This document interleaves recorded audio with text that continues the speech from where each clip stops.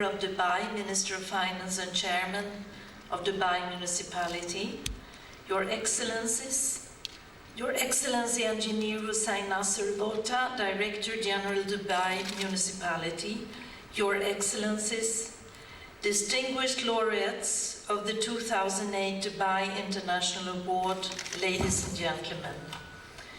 It is really a great honor for me to be here with you today on this joyous and important occasion. I would like to express my gratitude to the government of the United Arab Emirates and in particular the Municipality of Dubai for their wonderful hospitality. Our Executive Director, Mrs. Anna Tibayuka, who is taken up this week by urgent affairs of the United Nations, asked me to convey her greetings and to congratulate the award winners on her behalf. Before I begin, allow me, distinguished ladies and gentlemen, to recall some of the background to this very special event and to honor the memory of the late Sheikh Maktoum bin Rashid Al Maktoum, for it was he who in 1995 established the Dubai International Award in collaboration with UN Habitat. These awards are very valuable means of recognizing excellence, promoting learning and sharing best practices. So on behalf of UN Habitat, I thank you sincerely, Your Highness, for your continued support. This year, the award ceremony is held at a time the world is going through the worst economic crisis in living memory. If we do not manage it better while we still can, especially the urban part of it, in which most of us live, we will lose the battle against climate disruption as well. This is why, Your Highness, we so value your continued commitment to the cause of sustainable settlements. Ladies and gentlemen, the 7th cycle of the Dubai International Award for Best Practices honors 12 outstanding initiatives. We recognize that knowledge transfer can accelerate sustainable urban development. For this reason, 2 out of the 12 winners are awarded as best practice transfers for actively sharing their experience with others. So today we celebrate the successful efforts of our distinguished laureates for their hard work in helping secure a better future for all in this rapidly urbanizing world.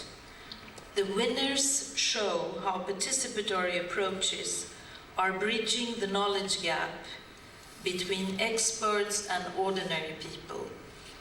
As we grapple with the global impacts of economic crisis and climate change, we need innovative ideas, we need informed communities, we need informed municipalities, and everywhere we need government support.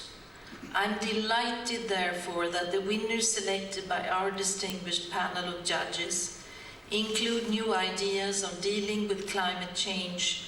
I'm pleased that all address environmental sustainability in one way or the other, and that all respond to various targets of the Millennium Development Goals. Climate change has severe impacts worldwide. Half of humanity now live in cities. Cities need to mitigate and adapt to climate change. Allow me now to turn to the winners and to say a few words about each of them. From Spain, the Democratic Republic of Congo and China, we have initiatives that are relevant to tackling climate change. The Spanish Cities Network for Climate Change brings together more than 60 cities that promote sustainable use of energy and resources. The network encourages local governments to adopt environmentally sound policies in transport, town planning, building and waste management. In the Democratic Republic of Congo, a resource management project is empowering indigenous people by involving them in the management of indigenous forests, so vital for water catchment and clean air. In China, we learn a valuable lesson on how to balance environmental, cultural, and social values in the way Shanghai's historic Qingpu neighborhood has been upgraded. From Burundi in Indonesia, we have social interventions that promote livelihoods and engage communities in post-conflict reconstruction.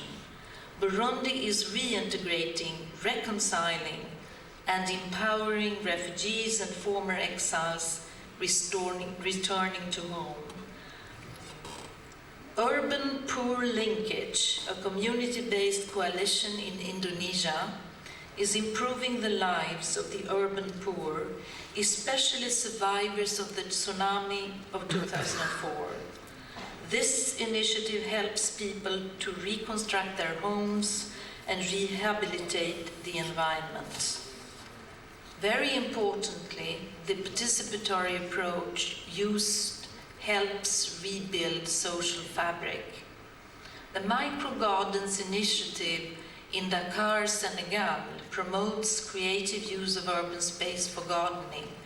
The results are enhanced food security, increased incomes, and improved environment.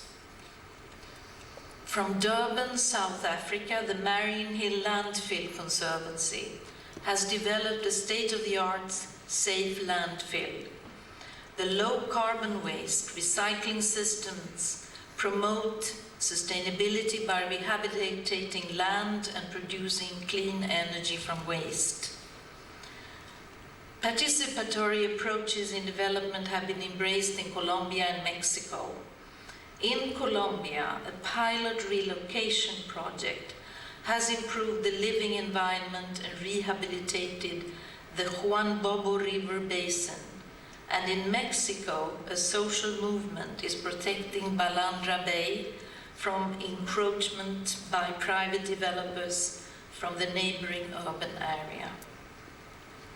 A program called the Partnerships in Opportunities for Employment through Technology addresses the needs of disabled people in Central and South America. Based in the United States, the program supports training and employment in information technology and is an excellent example of regional cooperation. As I now turn to the two best practice transfer winners, it is important that we all bear in mind that the housing sector remains one of the worst hit by the global economic crisis.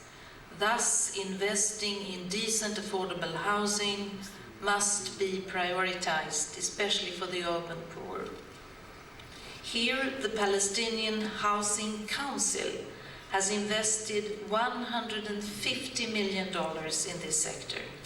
The program has benefited more than 30,000 people and contributed to rebuilding Gaza and the West Bank.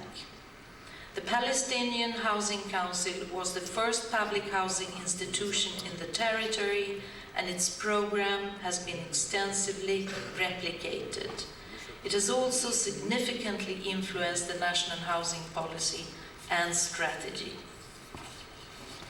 From Pakistan, the Water and Sanitation Extension Program promotes environmental health in local communities through provision of safe water and sanitation facilities. More than 150,000 people in northern Pakistan have benefited.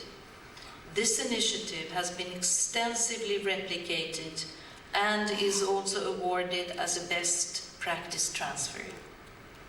Please now give them all a big hand of congratulations.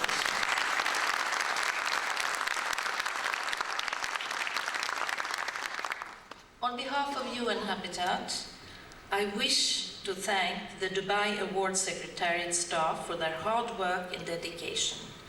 I would also like to thank the Best Practices Steering Committee for their sterling contribution over the years. In closing, I wish again to thank Dubai Municipality for their support and commitment. Thank you very much.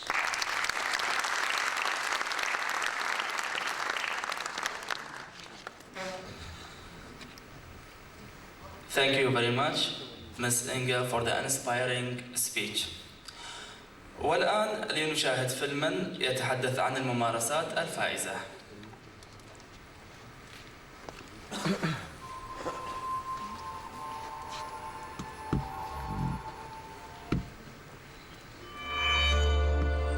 Dubai International Award for Best Practices. The Dubai International Award for Best Practices to Improve the Living Environment, now in its 14th year, has received around 4,000 submissions from a total of 140 countries all over the world. This year, being its 7th cycle, there are 12 winners out of 500 submissions. And the winners are The Americas, Poeta, Partnership in Opportunities for Employment through Technology in the Americas through a combination of information and communication technologies and adaptive technologies. Poeta provides persons with disabilities with the necessary skills and the opportunity to apply for and hold a job, earn a living, and become more independent.